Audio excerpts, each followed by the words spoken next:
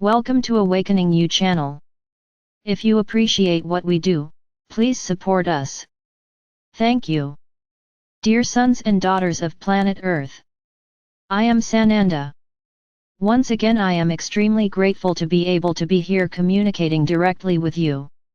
I will continue my teachings about equality. I have already addressed hunger in several ways. I hope that each of you has received the message, and understood, and make important decisions going forward. Equality, as the word itself says, refers to the lack of difference. For Father or Mother God, every being in this universe is His child and He loves them unconditionally. According to the scale of development and evolution, each being in this universe can be in the phase of physicality, or walking or being in higher dimensions, where there is only energy. Through the wisdom of God the Father or Mother, each soul in the universe necessarily goes through all stages of evolution. No soul is born light. To explain further, no soul directly becomes light, that is, it becomes part of an extremely high dimension. No, each soul that is created has to go through all the stages. This is the wisdom of God the Father or Mother. And exactly so that each soul as a whole does not harm itself, Father or Mother God allowed the division of this soul into fractals, so that each one would be exposed to different challenges and there would be a gradual evolution of that soul as a whole. So I can say that each one of you who is here listening to me now is a fractal of your great soul, this soul, which can be very evolved or not. What do I mean by very evolved? Having fractals in higher dimensions, in dimensions where your souls or your fractals exist only as light, enlightened consciousnesses, not but in physicality. So the justice of God the Father or Mother is to make each and every soul in the universe go through teachings that make it evolve. So there is no discrimination, there are no privileges. No matter what that soul was assigned to do, it will go through all the stages. The souls residing on this planet are part of a great project by God the Father or Mother. It is not just here that the third dimension exists, there are many other planets that are also in this dimension and coexistence very similar to yours. Just some differences that are not the focus of this subject here. I am saying all this to show you that you, as souls, are all equal before Father or Mother God. It doesn't matter if it's an evolved soul, if it's an evolving soul, it doesn't matter. To Him you are all children, products of the creation He created.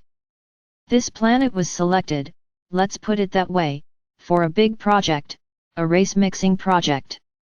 Some orbs only have a single race, and they are all very similar, because they come from the same genetics, from the same creative base that formed them.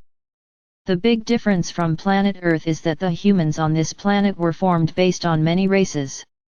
The beings who arrived here, populated this planet, gave their genes, so that the planet was populated within the highest complexity of differentiation possible in the universe. And there you are. Today, if you stop to look, how would you answer this question, what is the human race like? Yes, everyone will answer that they have a head, torso, arms, and feet, correct. But is a race the same anywhere on the planet? I believe that no one will answer me in the affirmative, because you are the product of the mixing of many races that arrived here. For what purpose?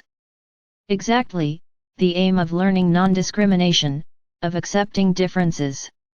I'm not going to stay here remembering the history of the planet, but these very differences formed what you are experiencing today. Back there, you chose some people who were very similar, but different from everyone else and called them inferior, because they didn't look like the rest of the planet.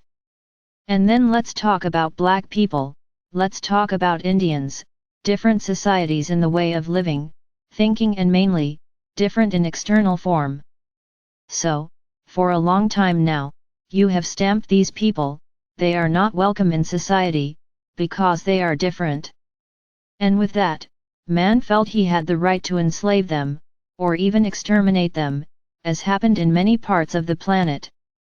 Then I ask, what are you experiencing today?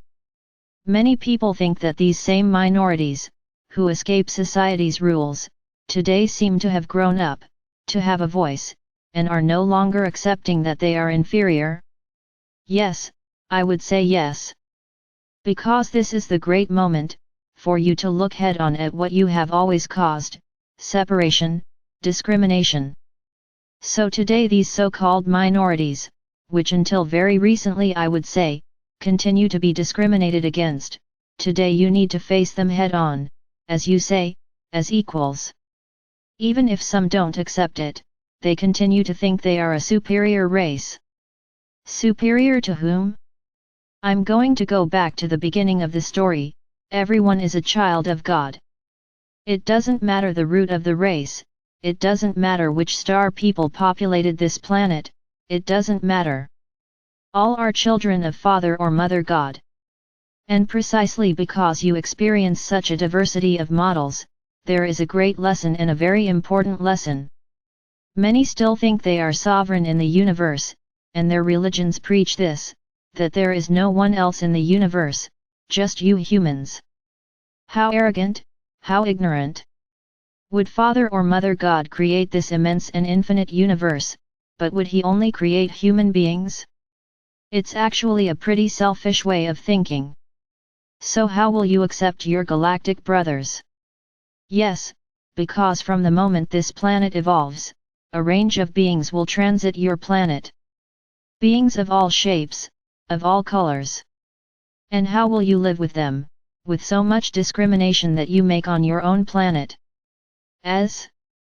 So the time has come for you to look at this problem head on, facing that other human completely different from you very naturally. I ask you, is what runs in your blood different from what runs in the blood of someone else who is so different? When you are born, are you born different, in different ways? When you die, do you die differently or do you all rot and become just skeletons? Everyone is the same, the entire human race is the same, just with different wrappings. And added to this come other differences, differences that are practically imposed by their religions. Where is the love of Father or Mother God? They are all His children. Does He love one more than the other? Do we love one skin color more than the other? So I'm going to insist on this subject. We don't see the body, because for us, the body doesn't matter, the soul matters. What is in the soul's journey, what is in the heart of that soul? But not you, you see the other as different, and because he is different he is the enemy. Because you don't understand, and even worse, many continue to believe in that ridiculous story about a single couple generating the entire planet. It's like deceiving yourself, it's believing in something implausible. There's no way it can be like this. Your planet is a mixture of races, generating the human race with all its differences, in size, colors, shapes. However, all are children of Father or Mother God, without difference. So why look at a brother with superiority? Why doesn't he like you? You created beauty stereotypes. If what you think is beautiful escapes, you discriminate, you repudiate it. Who said what beauty is? Who created the beauty industry? Those who always wanted to position themselves as superior. Because being beautiful, you are more accepted, you are better cared for, you are idolized, desired. It's interesting that you still live in this world, where beauty is a primordial factor, where the cult of beauty, the cult of the body is seen and done in, I would even say, horrifying ways. You don't respect your bodies, you want to change what nature and Father or Mother God brought to you. But you want more, you want perfection, beauty. Beautiful in whose eyes? From a hypocritical society that cultivates beauty, and precisely so that this beauty is maintained, rivers of money are spent, while so many go hungry, while so many have nothing to wear, while so many have nowhere to live. But you spend rivers and rivers of money to keep its beauty intact. For tomorrow when you die, when you lose this physical body, everything will rot. Interesting this culture. So I leave you with a question, what is your beauty worth, especially manipulated beauty, created beauty, what is it worth? Is it worth being worshipped? Is it worth being idolized? Here we are talking about ego, ego, ego, ego, and I will repeat it thousands of times, just ego. Where everyone should love themselves exactly as they are, exactly as they were made to be. Because you spoil your bodies, with addictions, with drugs, with foods that don't bring you health, just addictions. Sugar is one of them. The human body was not made to be swollen, to have its volume increased, it was not made for that. Normality is having a body within healthy standards. But you don't care about that, you just want the pleasure of eating anything, to appease your sadness, to appease your problems, and become problems. So how could we just look at their bodies? If we were to judge you by your bodies, by your health, with rare exceptions, no one would pass. Because you practically destroy this physical outfit that you have with excesses. Everything is permitted as long as it is done with balance. But you cling to excesses and use vices as a crutch, to support yourself when you have problems. And then they start to be part of that group that is discriminated against. Which group? The group of the ugly, those who do not exude beauty. But who labeled them that way, who created beauty, who created the cult of beauty, for what purpose? It's not to make their bodies healthier, I guarantee it not. Because healthiness is not in beauty, it is in thinking correctly, eating correctly, being a correct human being. This is attracting health, anything other than this only attracts illness. And where is the beauty? What's the point of being beautiful and extremely sick? So this is a concept that I'm throwing out for you to think about. Why discriminate against others? Why is he ugly according to your concept? Why is he different in skin color, eye shape, height, width, the size of his feet? You looked at all this and labeled it ugly. I don't like it, I want distance. That's how you think. Now, if it's beautiful, then no, then you worship it, desire it sexually. Why? Is sex better with beautiful people? I don't understand this correlation. Sex is a meeting of souls, not a meeting of bodies. But unfortunately that's how you see it. A meeting of bodies, pleasure for pleasure's sake. And if it's with a beautiful person, oh, it's a prize, it's a win. How futility! How futility! And I remind each one of you again that none of this will exist in the fifth dimension. No, you won't look ugly, but this culture of beauty won't exist, because everyone has their own beauty, everyone is the mirror of their soul. And when you see the origin of your souls, you will understand why they appear. In closing, I say the following: you are a mixture of races, but predominantly, you have a soul, and this soul has an origin. And it is from this origin that your physical body is assembled. So you look like your star races. Only that.